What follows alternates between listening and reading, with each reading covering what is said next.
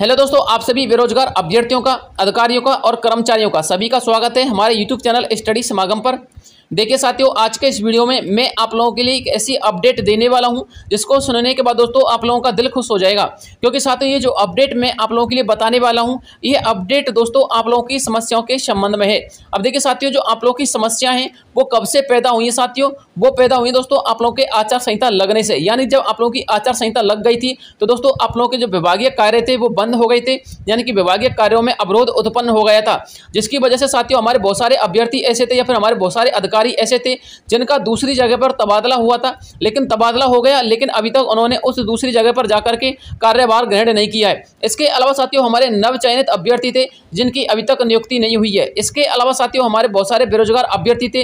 बेरोजगार अभ्यर्थी साथियों ऐसे बेरोजगार अभ्यर्थी थे जिनको अभी यही नहीं पता कि हम आचार संहिता के दौरान किस वैकेंसी की तैयारी करें, यानी कि वो अपनी भर्तियों को लेकर के सबसे ज्यादा चिंतित हो रहे हैं। इसके अलावा साथियों हमारे बहुत सारे अभ्यर्थी ऐसे जो अपने रिजल्ट को लेकर के चिंतित हो रहे हैं, यानी कि बहुत सारे काम दोस्तों आप लोगों के रुके हुए पड़े हैं इस आचार संहिता को लेकर के। तो देखिए साथियों, इस आचार संहिता में जो आप लोगों के इतने सारे काम रुके हैं, आप लोगों के इन सारे के सारे कामों को सुचारू रूप से चलाने के लिए, और साथियों आचार संहिता में कुछ जो समस्याएं आप लोगों को परेशान कर रही थी जिनका समाधान जरूरी था, उसके लिए एक विशेष कमेटी का गठन किया गया है। अब देखिए साथियों, जब इस विशेष कमेटी का गठन किया गया है तो इसमें कौन कौन से अहम बिंदुओं को सम्मिलित किया गया है वो देख लीजिए। उसके बाद दोस्तों इस विशेष कमेटी की कार्यशैली क्या रहने वाली है, इसकी अध्यक्षता कौन करने वाले हैं, इसके अलावा इसके सीईओ कौन रहने वाले हैं, वो सब कुछ दोस्तों हम आपको इस वीडियो के माध्यम से बताएंगे। इसलिए साथियों इस वीडियो को बिना स्किप किए एंड तक देखना है और एक एक स्टेप को समझना है ताकि आपको पूरा डिटेल समझ में आ जाए। आप लोगों से वीडियो में आगे बढ़ने से पहले एक छोटा सा निवेदन करना चाहूंगा, यदि आप लोग हमारे चैनल पर पहली बार विजिट करें तो प्लीज चैनल को सब्सक्राइब कर देना, वीडियो को लाइक करके अपने दोस्तों के साथ शेयर कर देना।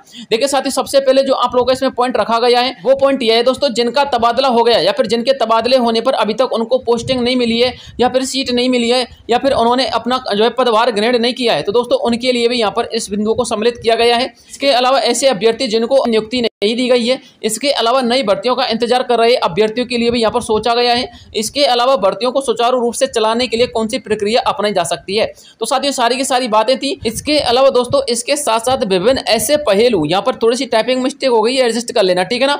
विभिन्न ऐसे पहलू जिनका समाधान होना बहुत जरूरी है, इन सबके समाधान के लिए एक विशेष कमेटी का गठन किया गया है, जिसका जो अध्यक्ष है या फिर जिसकी जो अध्यक्षता करेंगी वो हमारी मुख्य सचिव उषा शर्मा जी करेंगी। कौन करेंगी? मुख्य सचिव उषा शर्मा जी की अध्यक्षता में इस जो है कमेटी का गठन किया गया है। अब जो कमेटी की साथियों कार्यशैली रहने वाली है वो कार्यशैली क्या रहने वाली है, कार्यशैली को देख लीजिए। इसका दोस्तों जो आप लोगों की बहुत सारी समस्या रहेंगी उनके विषय में भी चर्चा करेंगे।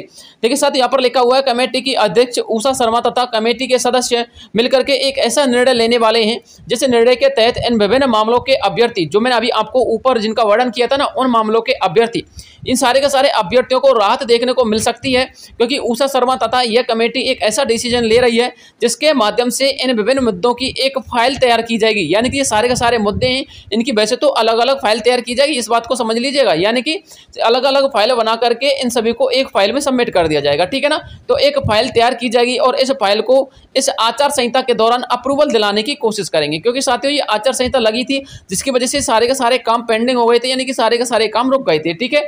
इसके बाद दोस्तों प्रत्येक मुद्दे की एक अलग से फाइल होगी। मैंने अभी थोड़ी देर पहले भी आपको बताया था कि अलग अलग फाइल होंगी प्रत्येक मुद्दे की, लेकिन सारी की फाइलों को एक ही फाइल में सबमिट कर दिया जाएगा, ठीक है ना।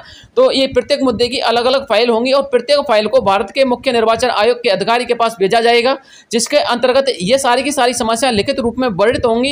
इन सभी समस्या को देखते हुए यह फाइल तैयार की जाएगी। आगे लिखा हुआ साथियों, यदि मुख्य निर्वाचन आयोग इस फाइल को अप्रूवल दे देता है तो दोस्तों आप लोगों की प्रक्रिया आगे बढ़ा दी जाएगी। यदि अप्रूवल नहीं मिलता है तो दोस्तों आप लोगों की प्रक्रिया यहीं तक सीमित रहेगी, इस बात को भी समझ लीजिएगा। यानी कि जो आप लोग के काम अभी तक पेंडिंग पड़े हुए हैं दोस्तों, ये दोस्तों इसी प्रकार से पेंडिंग में ही रह जाएंगे। इसके अलावा दोस्तों इसमें आगे भी लिखा हुआ है, यहाँ पे देख लीजिए, पढ़िएगा। इसके अलावा जो कुछ भी प्रक्रिया रहेगी वह आचार संहिता के बाद ही पूरी हो पाएगी। इसके साथ साथ परिणाम को लेकर के भी एक विशेष अपडेट आई है। परिणाम को लेकर के खबर यह है कि परिणाम किसी भी भर्ती का कभी भी जारी किया जा सकता है, लेकिन उसकी नियुक्ति नहीं की जा सकती, क्योंकि आप लोगों के परिणाम को लेकर के कमेटी में कोई विशेष चर्चा नहीं हुई है। इस बात को भी समझिएगा, आप लोगों के रिजल्ट को लेकर के कोई कमेटी में विशेष वार्ता नहीं हुई है कि इस भर्ती का परिणाम रोक लीजिए, इस भर्ती का परिणाम जारी कर दीजिए। वो दोस्तों विभाग के ऊपर डिपेंड करता है, वो परिणाम जारी कर सकता है। ठीक है ना, आगे लिखा हुआ साथियों, और ना ही आप लोगों के परिणाम को लेकर के ये कमेटी गठित की गई थी, इस बात को भी समझ लीजिएगा। परिणाम के विषय में इस कमेटी का गठन नहीं किया गया था। इस कमेटी का जो गठन किया गया था कौन कौन से बिंदु थे वो मैंने आपको आगे बता दिया। ठीक है ना, यह कमेटी सिर्फ आप लोगों की नियुक्ति को लेकर के या फिर आप लोगों के ऊपर जितने भी वर्णित समस्या हैं उनको लेकर के गठित की गई है। ठीक है ना, तो साथियों ये सारी की सारी बातें थी जो भी मुझे आप लोगों तक पहुंचानी थी। तो साथियों मुझे उम्मीद है कि आप लोगों को पूरा मैटर और पूरा माजरा समझ में आ गया होगा। देखिए साथियों, गवर्नमेंट आप लोगों के लिए भरसक प्रयास कर रही है कि आप लोगों की सारी समस्या को सुना जाए और आप लोगों की सारी समस्याओं का समाधान किया जाए। इसके अलावा साथियों कमेटी ने अभी कोई विशेष डिसीजन नहीं लिया है और ना ही साथियों अभी फाइल अप्रूवल की गई है। अभी साथियों सिर्फ वार्ता हुई है और दोस्तों 1-2 दिन में आप लोगों की फाइल का काम हो जाएगा। जैसा कि साथियों आप लोगों को पता होना चाहिए, जो हमारे संविदा कर्मचारी कैंडिडेट है और जो हमारे मेडिकल डिपार्टमेंट के कैंडिडेट है, यानी कि जिनके 8 कैडर की जो भर्तियां चल रही हैं, उनके संबंध में भी दोस्तों अपडेट ये आई थी कि 7 दिन के अंतर्गत वो अपनी फाइल को अप्रूवल के लिए भेजेंगे। किसके लिए? निर्वाचन आयोग के पास। तो साथियों जो अप्रूवल के लिए जो फाइल जाएगी ना साथियों, वो आप लोगों की इसी कमेटी से होकर के जाएगी, यानी कि इसी कमेटी में भी उनको संलग्न किया गया है। इसलिए साथियों आप लोग निश्चिंत रहिएगा, आप लोगों के लिए सरकार काम कर रही है। दोस्तों आप लोग के संबंध में जो कुछ भी अपडेट आएगी तो आपको इस चैनल के माध्यम से देखने को मिल जाएगी। इसके लिए चैनल को सब्सक्राइब करके चैनल का पार्ट बन जाइएगा। ठीक है ना, तो दोस्तों आज के लिए यही अपडेट थी। आगे कोई अपडेट आती तो मैं आपको तुरंत प्रोवाइड करवा दूंगा। मिलता हूं नेक्स्ट वीडियो में, तब तक के लिए जय हिंद जय भारत।